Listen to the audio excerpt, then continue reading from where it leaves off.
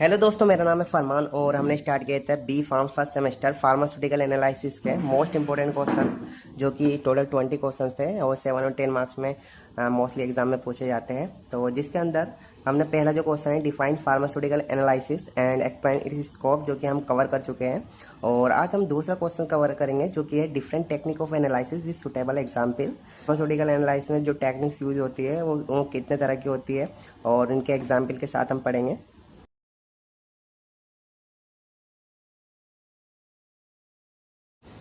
हमारा दूसरा क्वेश्चन है classified different technique of analysis with suitable example. Means जो हमारी फार्मास्यूटिकल एनालिसिस में जो डिफरेंट टेक्निक है ऑफ एनालिसिस की, उनके बारे में पढ़ेंगे। Pharmaceutical analysis means checking the drug for its identity, purity, quantity and quality.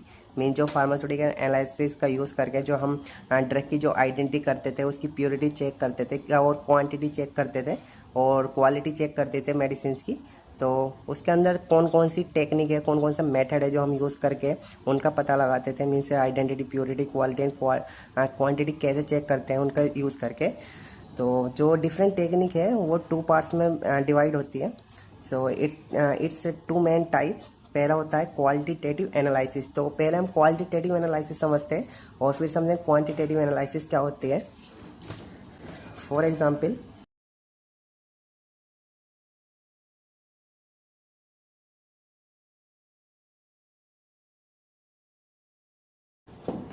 इसके अंदर एक हमारा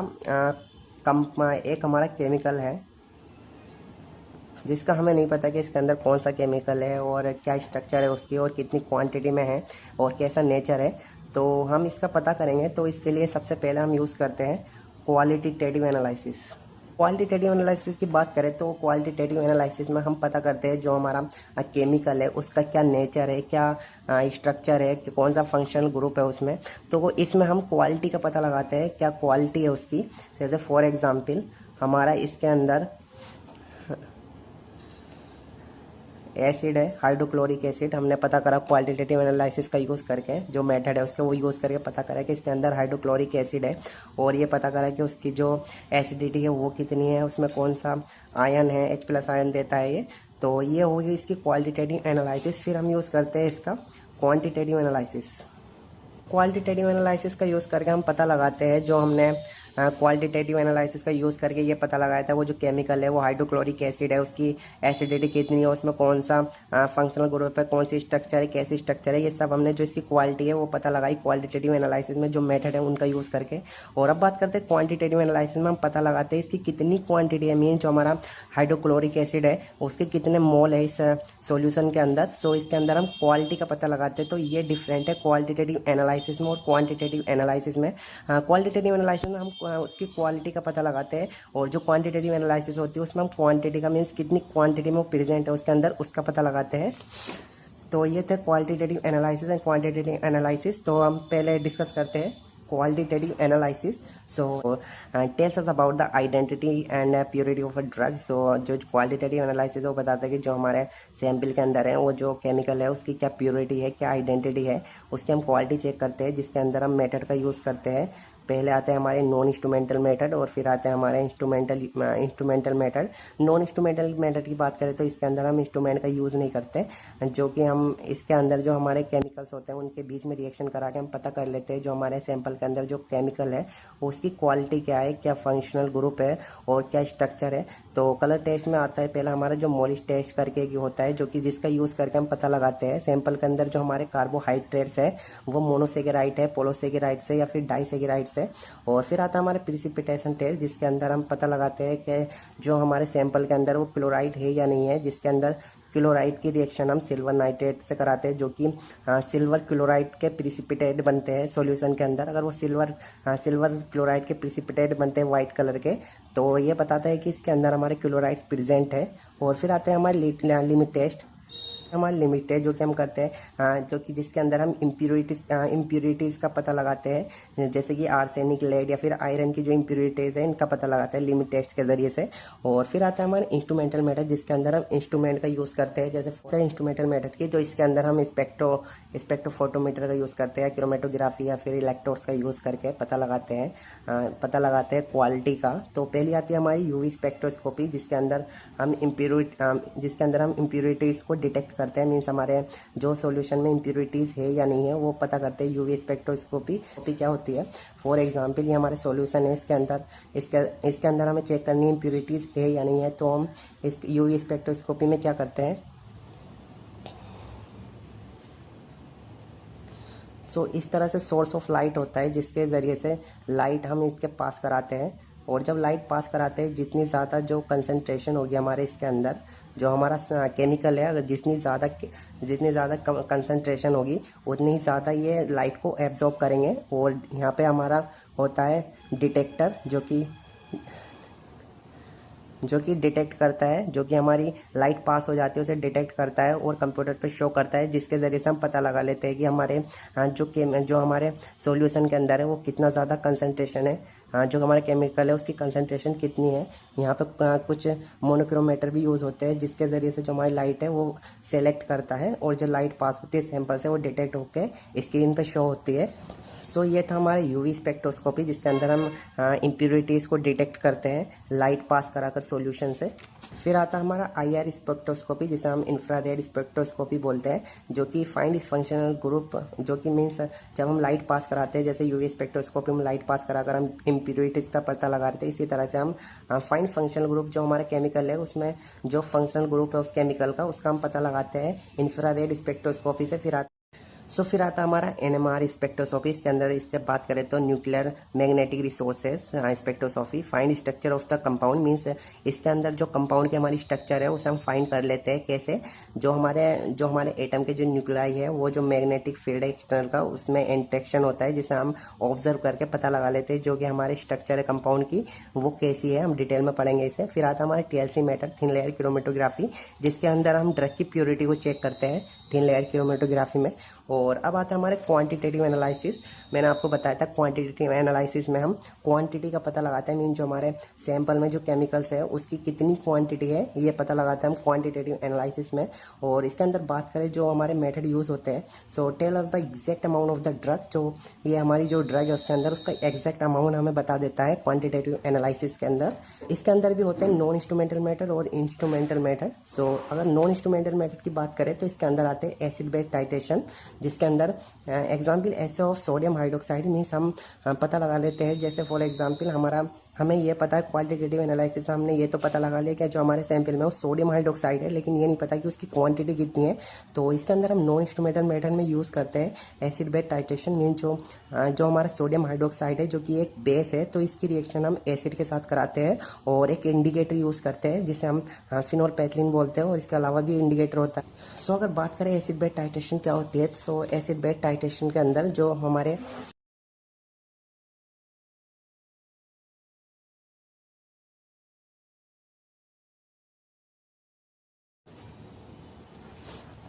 अगर हम एसिड बेस टाइट्रेशन की बात करें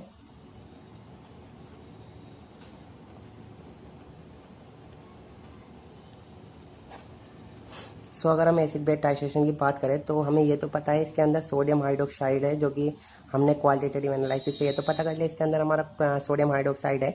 लेकिन एसिड बेस टाइट्रेशन में हम क्या करते हैं, इसकी रिएक्शन एसिड से कराते हैं और इन दोनों को न्यूट्रलाइज करते हैं। मीन्स फॉर एग्जांपल जैसे हमारा सोडियम हाइड्रोक्साइड है, इसकी जो एसिडिटी है तो इसकी एसिडिटी मोर देन 7 होगी, और जो हमारा इसके अंदर ये होती है ब्यूरेट होता है फ्लास्क। ब्यूरेट के अंदर हम जो हमारा स्टैंडर्ड HClMS मीन्स जो हमारा हाइड्रोक्लोरिक एसिड है वो लेते हैं, और जो सोडियम हाइड्रोक्साइड है इसके अंदर जो हमें पता चल चुका है कि सोडियम हाइड्रोक्साइड है, लेकिन हमें क्वांटिटी निकालनी है इसकी, तो हम HCl की रिएक्शन सोडियम हाइड्रोक्साइड से कराते हो और इन्हें न्यूट्रलाइज करते हैं। मीन्स जो हमारा HCl है उसकी जो एसिडिटी है वो लेस देन 7 है, और जो सोडियम हाइड्रोक्साइड है उसकी एसिडिटी जो है मोर देन 7 है, तो इन दोनों को न्यूट्रलाइज करते हैं। मीन्स इनका जो pH है हम 7 मेंटेन करते हैं। और इसके अंदर हम एक इंडिकेटर यूज़ करते हैं इसके अंदर हम एक इंडिकेटर यूज़ करते हैं जो कि हमें बता देता है कि जो हमारा सैंपल है वो न्यूट्रलाइज हो चुका है। फिनोपैथिलीन एज ए इंडिकेटर यूज़ करते हैं जो कि कलर को चेंज कर देता है। अगर फॉर एग्जांपल इसका जो सैंपल का जो कलर है वो ब्लू था और अगर उसका कलर अगर पिंक हो जाता है तो ये फिनोपैथिलीन हमें बताता है कि जो हमारा सैंपल है वो न्यूट्रलाइज हो चुका है। तो ड्रॉप बाई ड्रॉप हम HCl की ब्यूरेट से इसके अंदर डालते रहेंगे और जितनी हमारी ड्रॉप HCl की इसके अंदर आती रहेगी उसे भी हम काउंट करते रहेंगे। जैसे 1 2 3 जितनी भी ड्रॉप इसके अंदर आती रहेगी तो उसे भी काउंट करते रहेंगे और धीरे धीरे जब ये न्यूट्रलाइज हो जाएगा तो जो फिनोपैथिलीन एज ए इंडिकेटर हम यूज़ कर रहे हैं उसका कलर चेंज कर देगा। जो हमारा ब्लू कलर था ब्लू से इसे पिंक में कन्वर्ट कर देगा और जो कि बताता है कि जो हमारा सैंपल है वो न्यूट्रलाइज हो चुका है। और जो हमने इसकी जो क्वांटिटी निकाली जो हमारी ड्रॉप यूज़ हुई थी इसके अंदर इसे हम काउंट करते रहेंगे और फिर हमारी कुछ न्यूमेरिकल से हम पता लगा लेते हैं कि जो हमारी सोडियम हाइड्रोक्साइड है वो कितने मोल है इसके अंदर। सो इससे हम पता लगाते हैं एसिड बेस टाइट्रेशन से। So acid base titration assay of sodium hydroxide. So इसके हम क्वांटिटी का पता लगा लेते हैं। फिर होती है हमारी रिडोक्स टाइट्रेशन जिसमें हम विटामिन सी मीन्स हमारे सैंपल में विटामिन सी है ये तो पता है लेकिन ये नहीं पता उसकी क्वांटिटी कितनी है तो इसके लिए हम रिडोक्स टाइट्रेशन यूज़ करते हैं। और फिर आता है हमारा कॉम्प्लेक्सोमेट्री टाइट्रेशन। ये भी एक तरह की टाइट्रेशन होती है। इसके अंदर हम कैल्शियम का पता लगाते हैं कि वो कितना अमाउंट है कैल्शियम हमारे सैंपल के अंदर with EDTA means ethylene di tetra acidic acid का यूज़ करके हम पता लगा लेते हैं जो हमारा कैल्शियम है वो कितना है।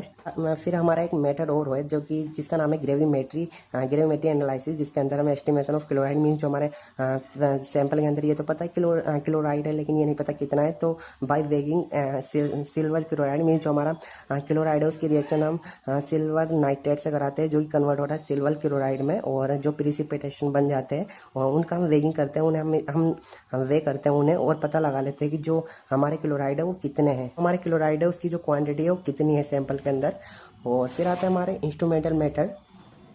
सो बात करें इंस्ट्रूमेंटल मेथड की जो इसके अंदर जो पहला आता है यूवी स्पेक्ट्रोस्कोपी जिसमें हम पैरासीटामोल की जो क्वांटिटी है सैंपल के अंदर वो पता लगाते हैं। फिर हाई परफॉर्मेंस लिक्विड क्रोमेटोग्राफी जिसके अंदर हम एंटीबायोटिक की जो ऐसे करते हैं मीन्स पता लगाते हैं कि वो कितना है सैंपल के अंदर। और फिर आता है GC गैस क्रोमेटोग्राफी जिसके अंदर जो हमारी वोलाटाइल ड्रग है उसका एस्टिमेशन करते हैं। मीन्स जो वोलाटाइल ड्रग की बात करें तो ये वो ड्रग होती है जो कि वेपर में कन्वर्ट होती रहती है लो टेम्परेचर पर। फिर बात करें आता है हमारा पोटेंशियोमेट्री जिसके अंदर हम pH को डिटरमाइन करते हैं मीन्स हमारा जो केमिकल है उसकी pH कितनी है। और फिर हम कंडक्टोमेट्री का यूज़ करके पता लगाते हैं जो हमारी इलेक्ट्रोलाइट का एस्टिमेशन करते हैं कंडक्टोमेट्री में। तो ये थे हमारे फार्मास्यूटिकल एनालिसिस के मेथड जो कि यूज़ होते हैं प्योरिटी को क्वालिटी को सबको एंड क्वान्टिटी को चेक करने के लिए। जितने मेथड है मैंने आपको सब बताए। और फिर आते हैं हमारे और अगर हम इन्हें एक टेबल में लिखें मीन्स इनका हम इस तरह से डायग्राम बनाए तो चांसेस है हमारे मार्क्स ना कटे। सो चांसेस है कि हमें फुल मार्क्स मिले। तो ऐसे भी आप इसका एक डायग्राम बना सकते हैं। मीन्स जो हमारा फार्मास्यूटिकल एनालिसिस है वो मेजर 2 पार्ट में डिवाइड होता है quantitative analysis and qualitative analysis.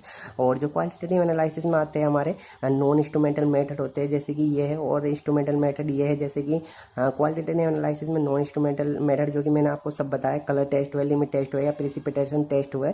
और जो क्वालिटेटिव से जो इंस्ट्रूमेंटल मेथड थे तो ये थे UV spectroscopy IR spectroscopy NMR spectroscopy and TLC thin layer chromatography. और फिर बात करते हैं क्वांटिटेटिव एनालिसिस में। सो क्वांटिटेटिव एनालिसिस में हम पता लगाते हैं कि जो हमारा केमिकल है सैंपल के अंदर उसकी जो क्वांटिटी है वो कितनी है। तो इसके अंदर भी हमारे थे नॉन इंस्ट्रूमेंटल मेथड और इंस्ट्रूमेंटल मेथड जिसके अंदर नॉन इंस्ट्रूमेंटल जो मेथड है जिसके अंदर हम केमिकल का यूज़ करके क्वांटिटी का पता लगा रहे थे तो वो थे acid base titration redox titration कॉम्प्लेक्सोमेट्री gravimetry. और जो इंस्ट्रूमेंटल का यूज़ करके हम पता लगा रहे थे जो हमारे सैंपल में जो केमिकल की क्वांटिटी वो कितनी है तो इंस्ट्रूमेंटल में हम यूज़ कर रहे थे UV spectroscopy HPLC GC potentiometry conductometry and AS। So ये था हमारा फार्मास्यूटिकल एनालिसिस का दूसरा question classified different technique of analysis with suitable example जो कि मैंने आपको बेसिक बताया इन्हें हम आगे जाके डिटेल में पढ़ेंगे। सो ये था हमारा दूसरा क्वेश्चन फार्मास्यूटिकल एनालिसिस का जो कि बहुत ज़्यादा इंपॉर्टेंट है।